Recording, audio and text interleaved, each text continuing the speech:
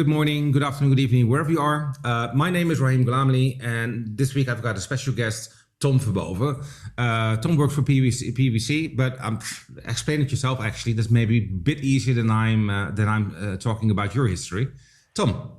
Yeah, thanks for having me, Rahim. So I work for PWC, as you said, within people and organizations. So I'm a consultant with what we call management consulting, advising my clients on people and organization issues.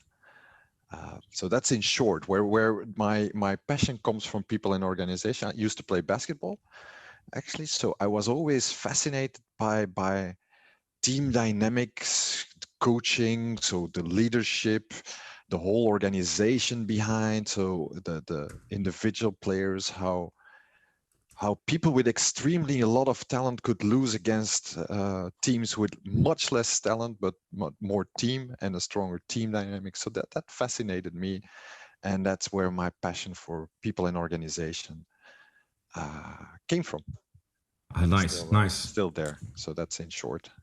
Well, that's actually quite nice because we talked a few weeks ago. It's actually already a month ago, I think, but some time ago, and you mentioned that there's a huge push towards how do we humanize businesses in the world. We see it in the corporate world, that we see that more in the annual statements, but we're starting to see directives coming in from the European Commission. Yeah. But what is it actually? Because everyone talks about we are humanizing businesses. Yeah. What does it actually mean? Yeah, that's an excellent question. I don't have a straight answer to that, but basically it comes down to, now I have to go back to the Sustainable Development Goals of the UN. I don't know if you're familiar, but they defined a couple of goals like no poverty. That's a goal, but you have, I think, 17 of them. And it's about the world going through more a stakeholder capitalism instead of a shareholder capitalism. So that means you don't only take into account your shareholders and you maximize profit, but no, you take into account the community. So you cannot call yourself a leader if you do bad for the community. That's a bit the whole humanizing, but of course there's a lot of things that kicking in. Then there's like the inclusive society, Black Lives Matter, the whole digitalization, where you have to take into account, okay, so what's the effect on humans? So it's, yeah, humanizing business. It sounds really cool, but just to give a clear definition, it's a bit difficult. Let's say a more inclusive society. I would define it as that. On the spot. Well, it's a hot topic. Diversity and inclusion you see everywhere. Look, I think the challenge for businesses, and then I'm going to take it back to a few years ago. I worked for a large US-based corporate. At that time, one of our goals was shareholder value. Yes. And it was actually quite interesting because I was working, I think it was about 15, 20 years ago. And I was working in a more operational role, became a team lead. And I had to explain to my team members that we had a shareholder value into our goals. And I could never explain that, because how does shareholder value relate to my team members? Yeah. Now, if you lately look at annual statements, you see a lot of social responsibility. I was looking at, for instance, the Philips annual statement of last year. It's public information, so I'm not selling or not doing anything weird, but they are talking about gender diversity, 39%. They're talking about average, the investigation to equal pay. Yeah, that's an interesting one. Yeah. And that's an interesting one because I know that Salesforce already did that exercise, I think about a year or 2 years ago, where they said there's equal pay for anyone. If you're in a certain position, there is an equal pay. And they actually uplifted the salaries of people within the organization who were underpaid based on the position they were doing. Yeah. So it's actually a massive trend. It is massive. And yeah, there are a lot of elements in this. So yeah, shareholder value if you look at Milton Friedman, it's just maximize profit, full stop. So that's one thing, and that I guess even shareholders do not want that anymore. And you have the example in the Netherlands, no Shell, where a Dutch court said like, "Hey guys, you're not going green fast enough. You have to accelerate it. It's all greenwashing. It doesn't make any sense. You're not doing enough." And the court said, "You have to accelerate." So show some leadership in this field. So that's one. If we talk about diversity and inclusion, you also see a trend, and I'm always looking at private equity firms, because these are the people with the money who decide where they're going to invest. And you see companies such as BlackRock, one of the biggest PE companies in the world, they just refuse to invest in companies that don't have diversity in their board, or are not green enough. So, and looking at PE firms is always a good barometer for where the world is going, because that's where you follow the money kind of thing. So this diversity and inclusion is also a very important trend. The equal pay is also something that can easily be analyzed in a company, that can easily be implemented in a company, because that's not so difficult to do the research and say, okay, that's equal pay. Becoming more diverse, it's a more longer term investment. But also there, if you look at, like you said, annual statements, you saw it's all about financial metrics. But here, and then comes the EU directive kicking in, now companies needs to report on their non-financial metrics. And that's about being green, that's about being inclusive, that's about being diverse, etc. And that is becoming more and more important. And people will be judged and evaluated on that as much as their financial metrics. So going in the right direction, but we're not there yet. No, I think I agree. I think we're making some great steps in respect to putting those directives in from a UN perspective. That means that our global politics are actually starting to also see that we have to start making that transition to a more sustainable world. At the end of the day, it's not only for your shareholders and your annual figures, because what I think also, what I see in the trend is, let me explain. In Barcelona is a massive startup hub. There are a lot of fintech, edtech, travel tech organizations here. They're growing, they're expanding. It's going ridiculously fast.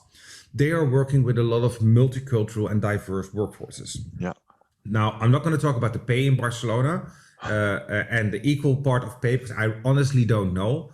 I think it's quite low compared to the rest of Europe. But I do see that when I look at the mission statements of those startups and scale-ups, they're all about empowerment, people empowerment, team empowerment.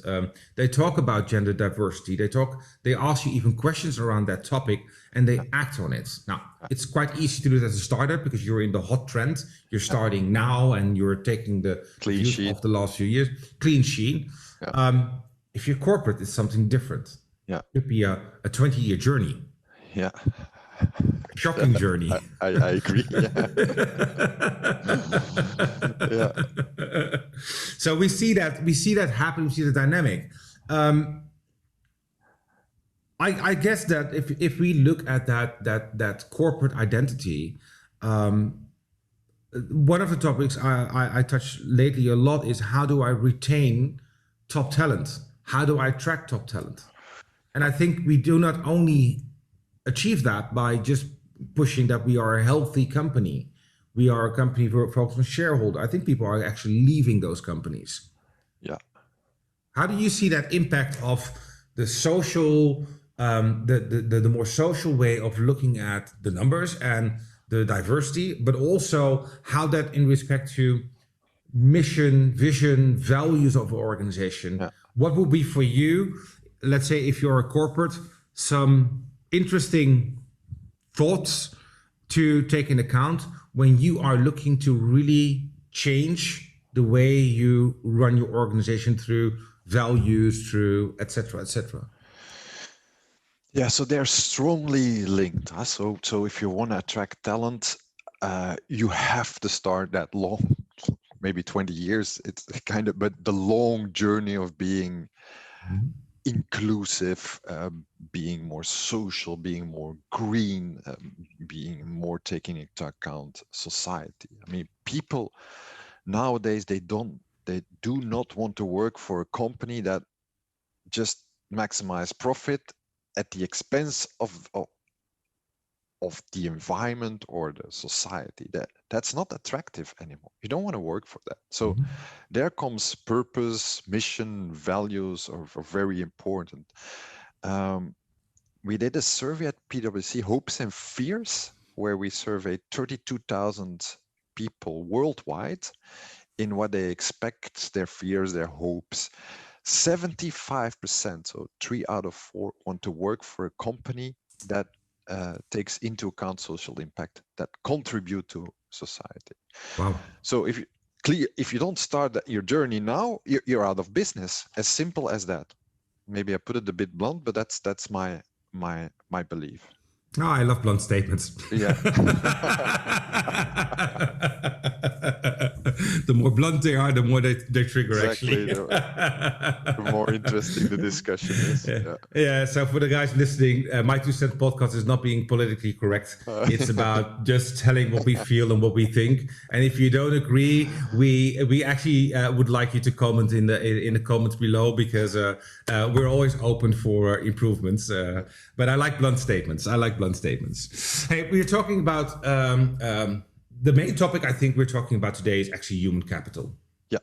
How do we capitalize on human capital within organizations? And I think that's a bigger layer on top of what we are looking at from a people perspective. Yeah. You're in a practice at PwC regarding people and human capital. What are some trends you see happening within clients, or are there surveys, ideas you can share with us, which could be interesting for people who are listening to take into account? Yeah, so you see many trends. One trend is digitalization. All companies are looking for big HR IT like Workday, SAP or Oracle, as you know. So that's one big trend. So the whole trend towards analytics, but then you have to keep your basics right. So that's why you start a project Workday to get the basics right. So that's the whole digitalization trend that's already going on for a couple of years. That's one. Diversity and inclusion. That's an interesting, because it's very high on the agenda. But I always, if I talk to HR directors, CHROs, it's top on the agenda, but they don't want to spend money on it. So that's a bit the weird thing. Like, it's very interesting, Tom, and it should be top of our agenda. Okay, what are you doing? What are you investing?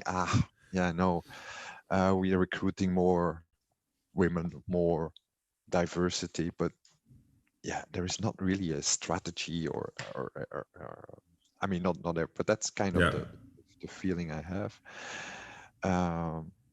Companies are start to know about ESG, but so environmental, social, government. That's what we talked about. The sustainable development goals and the push from the EU to report on the non-matrix things. But it's really the very beginning. Like, they don't know where to start. They don't know where to focus on.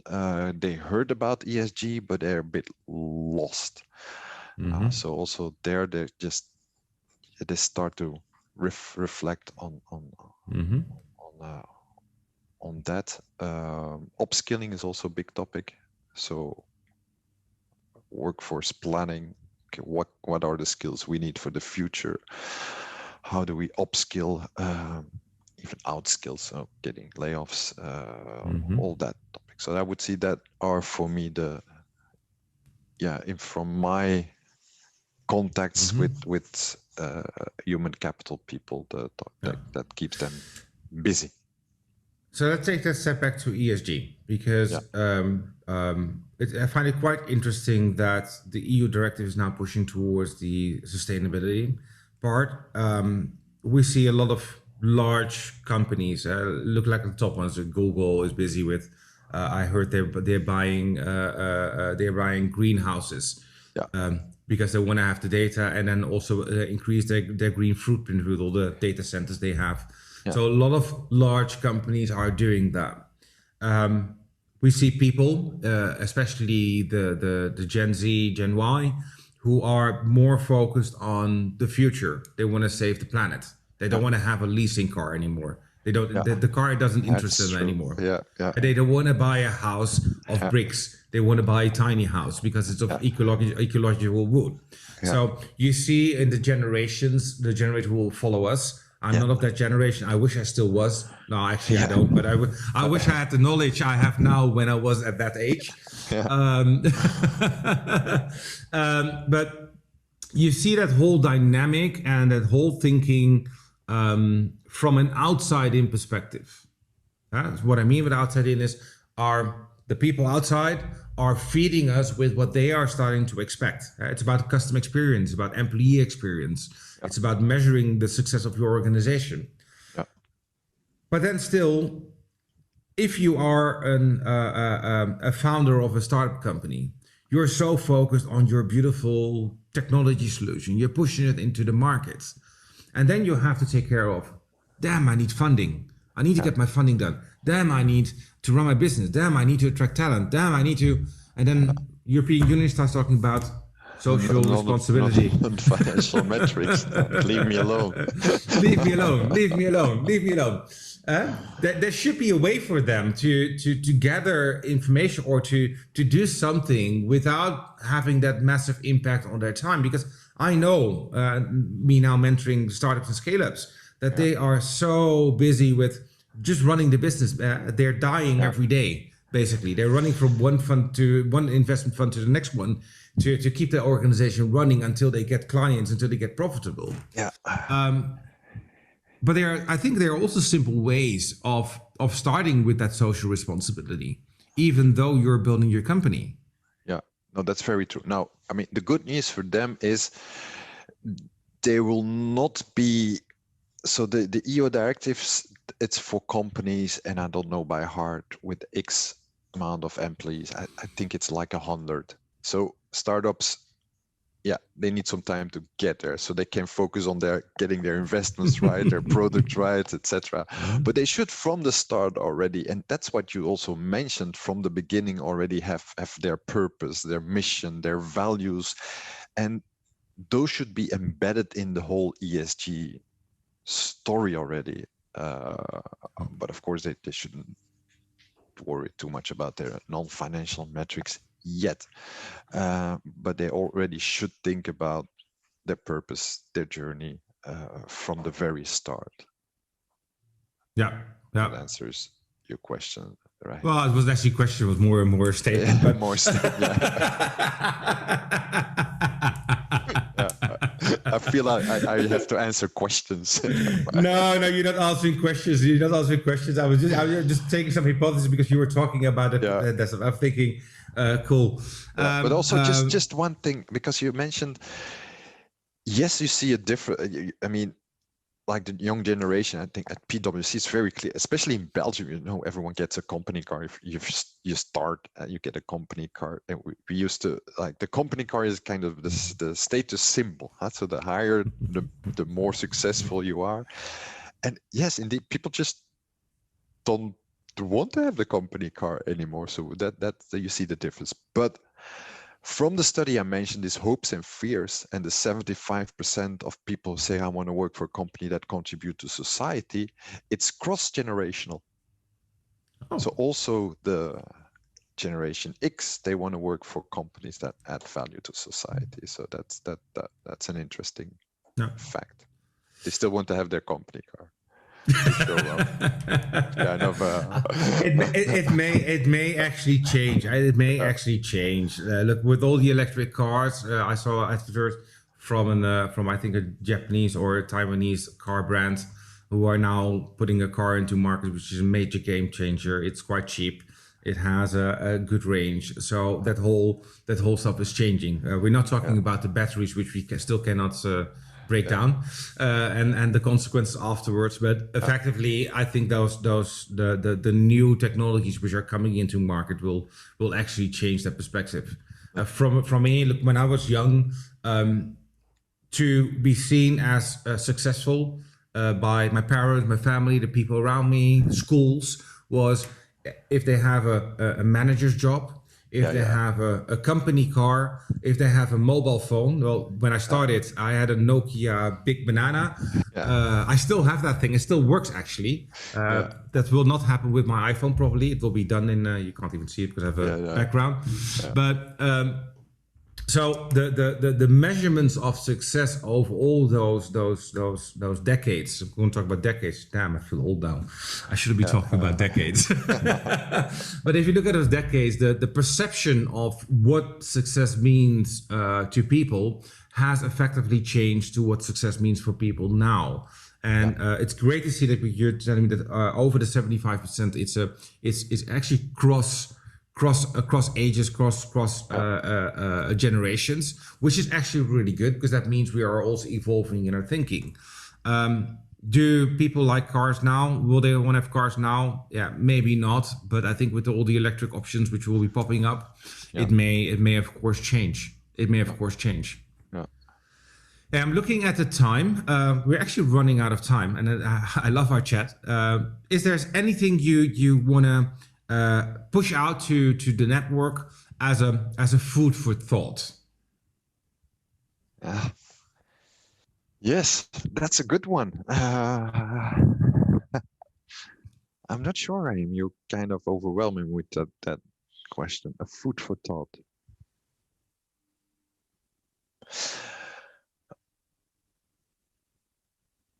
I think something to reflect on is always how do you, because initially it's about humanizing business, and I think that's a very important element. And I think it's about some of the, let's say, paradoxes or dilemmas as a food for thought. I give you two actually. So how do you marry, one hand, profitability, because you're still a business, you want to be profitable, you want to earn your money, that's normal. And how do you marry that with the whole social green ESG discussion?